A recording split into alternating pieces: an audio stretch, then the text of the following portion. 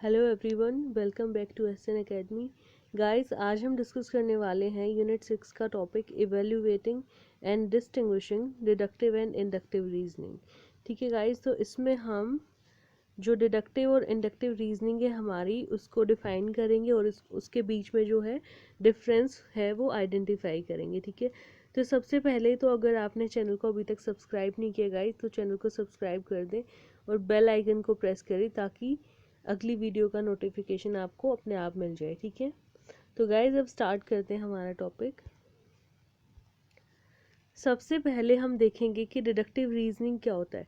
Guys, मैंने आपको पहले करवाया था डिडक्टिव और इंडक्टिव आर्ग्यूमेंट, तो वही जो है सेम मीनिंग होता है इसका। ठीक है, डिडक्टिव आर्ग्यूमेंट और डिडक्टिव रीजनिंग सेम है, इंडक्टिव आर्ग्यूमेंट और इंडक्टिव रीजनिंग सेम होता है। ठीक है, ऑलमोस्ट एक ही बात होती है ये। तो इसको कर लेते हैं डिटेल में थोड़ा कि डिडक्टिव रीजनिंग क्या होता है।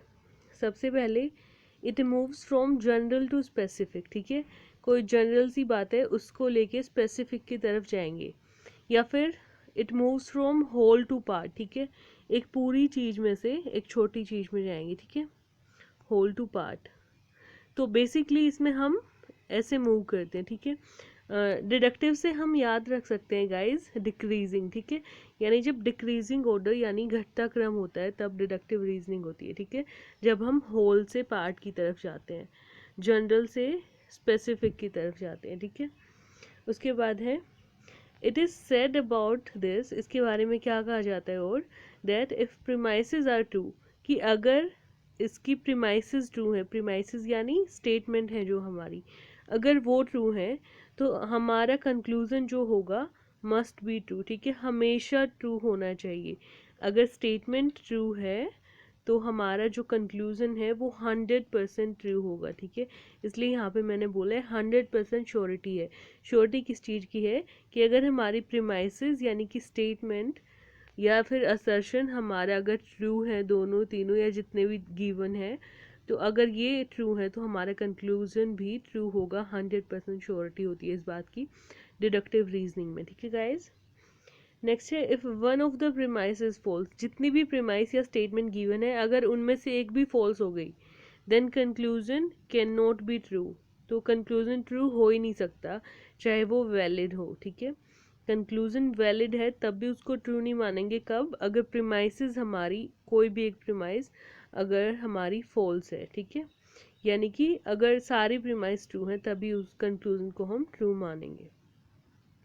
नेक्स्ट है it is akin to analysis. ठीक है, एनालिसिस का मतलब यहाँ पे है एनालिसिस करते हैं किस चीज़ का। ठीक है, तो बेसिकली ये है समथिंग कंसेप्ट है कोई। ठीक है, इसका एनालिसिस करूँगी यानी इसको पार्ट्स में डिवाइड कर दूँगी। ठीक है, तो एनालिसिस का मतलब यही होता है। तो basically differentiate material into part, यानी कि होल से हम जब पार्ट की तरफ जाते हैं, इसलिए इसको बोला it is akin to analysis. ठीक है, अब इसका एग्जाम्पल देख लेते हैं डिडक्टिव रीजनिंग का।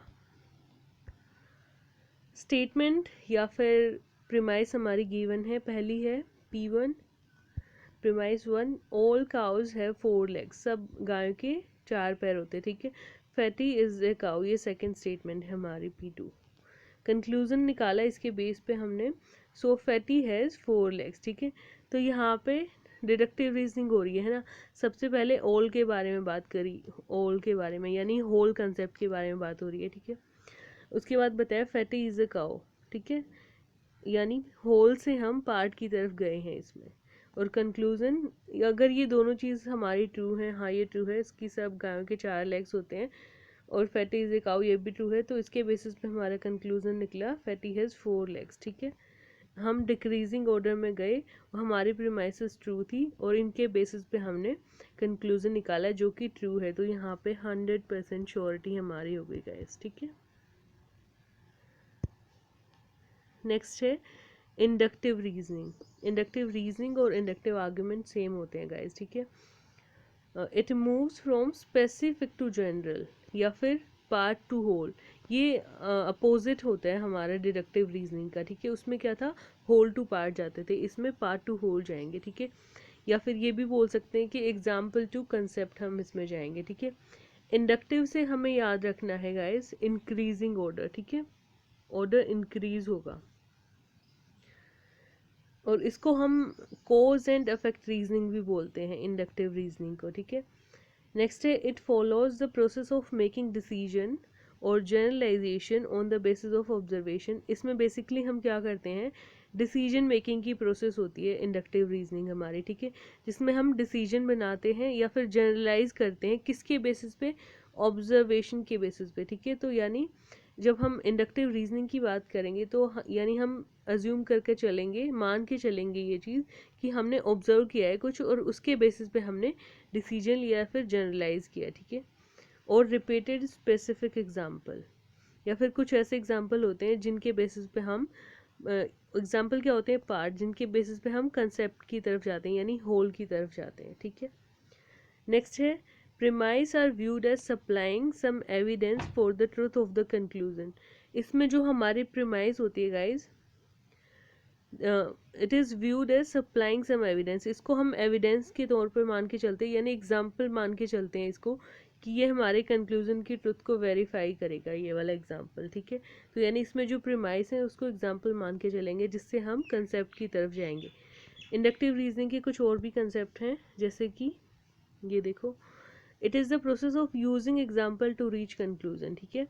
एग्जाम्पल से जब हम कंक्लूजन की तरफ जाते हैं तो वो हमारा होता है इंडक्टिव रीजनिंग। एग्जाम्पल यानी पार्ट हो गया हमारा और जो कंक्लूजन हो गया वो होल हो गया, ठीक है। तो यानी होल टू पार्ट ही जा रहे हैं बेसिकली। और गाइज इंडक्टिव रीजनिंग में नोट 100% एक्यूरेसी, इसमें जो 100% एक्यूरेसी का मतलब है कि वेदर हमारी प्रीमाइस 1 प्रीमाइस 2 दोनों ट्रू हैं, लेकिन हम फिर भी ये नहीं बोल सकते कि कंक्लूजन हमारा ट्रू है, ठीक है। तो 100% श्योरिटी यहाँ पे नहीं है, जो हमारा कंक्लूजन है वो ट्रू हो भी सकता है और नहीं भी। प्रीमाइस हमारी वेदर ट्रू है या नहीं है उससे कोई फ़र्क नहीं पड़ता, ठीक है। अगर दोनों ट्रू है तब भी हमारा कंक्लूजन फॉल्स हो सकता है गाइस, ठीक है।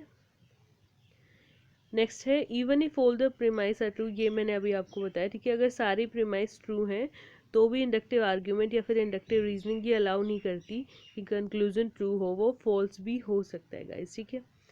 It is akin to synthesis. Synthesis का मतलब है जब हम पार्ट्स को कंबाइन करते हैं एक पूरा कंसेप्ट बनाने के लिए, ठीक है। तो जो हमारा डिडक्टिव रीजनिंग था वो था अकीन टू एनालिसिस, और इसमें सिंथेसिस होगा, उसमें क्या था, पार्ट्स में डिवाइड कर रहे थे, और इसमें क्या है, पार्ट्स को मिला के एक कंसेप्ट हम बना रहे हैं, ठीक है, कोई नई चीज़। इंडक्टिव को इनोवेशन से भी याद रख सकते हैं गाइस, ठीक है। उसके बाद है it is based upon uniformity of nature, ये इस प्रिंसिपल के ऊपर काम करता है, ठीक है, यूनिफॉर्मिटी ऑफ नेचर। ये हमारा कई बार एग्ज़ाम में आया गाइज, उससे याद आया कि ये वाली यूनिट जब हमारी कंप्लीट हो जाएगी तो मैं आपको MCQs कंप्लीट करवाऊंगी इसके, ठीक है, 50 MCQs करवाऊंगी प्रीवियस ईयर के, जिससे आपका कंसेप्ट क्लियर हो जाएगा। इसका एग्जांपल देख लेते हैं गाइज इंडक्टिव रीजनिंग का। सबसे पहला है स्टेटमेंट, इसमें दिए हैं हमें, most cows have white skin, ठीक है, फैटी इज़ अ काउ। हाँ, तो ये दो प्रीमाइस हमारी दी है, कंक्लूजन बनाए इनके बेसिस पे, फैटी हैज़ वाइट स्किन। तो जब हम यहाँ पे मोस्ट की बात करते हैं गाइस, इसका मतलब पूरे के पूरे कंसेप्ट की बात तो ये नहीं हो रही यहाँ पे, ठीक है। मोस्ट मतलब ज़्यादातर की हो रही है बट सब की नहीं हो रही, ठीक है।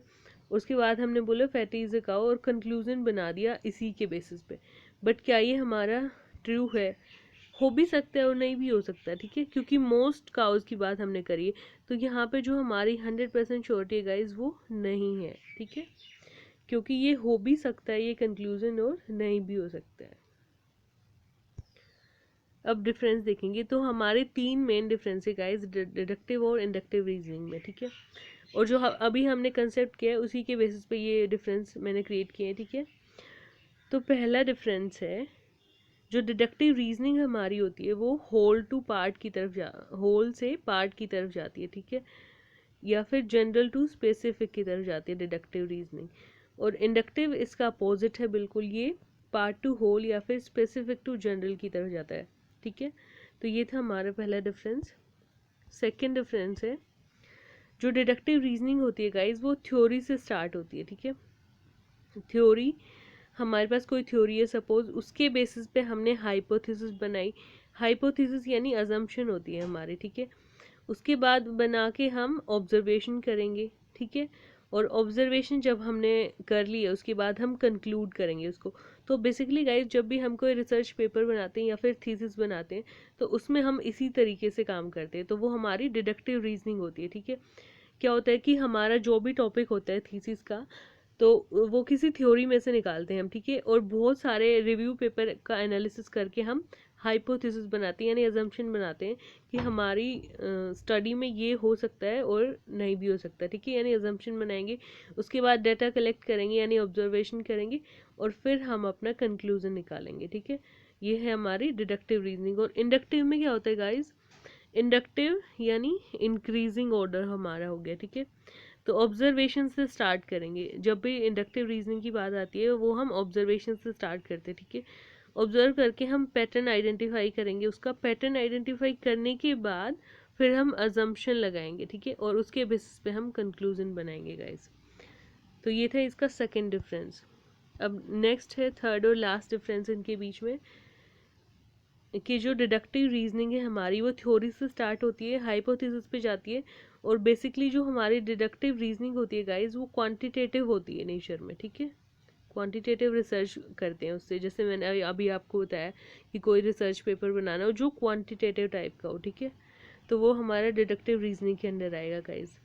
और इंडक्टिव में क्या होता है, हमारे पास डेटा होता है पहले, ठीक है, और डेटा से कंक्लूजन निकालते हैं, और क्वालिटेटिव रिसर्च होती है हमारी गाइस इसमें, ठीक है। क्वालिटेटिव रिसर्च, इंडक्टिव को याद रखना है कि क्वालिटेटिव रिसर्च होती है, और डिडक्टिव से क्वांटिटेटिव रिसर्च हम क्रिएट कर सकते हैं गाइस, ठीक है। और गाइज मैंने टेलीग्राम चैनल दोबारा से ऑपरेट कर लिया है, तो उस पर आपको सारे नोट्स मिल जाएंगे, ठीक है। आज वाले पीडीएफ भी आप ले सकते हैं वहाँ से। और अगर अभी तक आपने सब्सक्राइब नहीं किया गाइज तो करें, और बेल आइकन को प्रेस करें, अगली वीडियो का नोटिफिकेशन मिलेगा। अपने फ्रेंड्स के साथ शेयर करें चैनल को, ठीक है गाइज। वीडियो को लाइक करें अगर आपको समझ में आया है, ठीक है गाइज। Thanks for watching.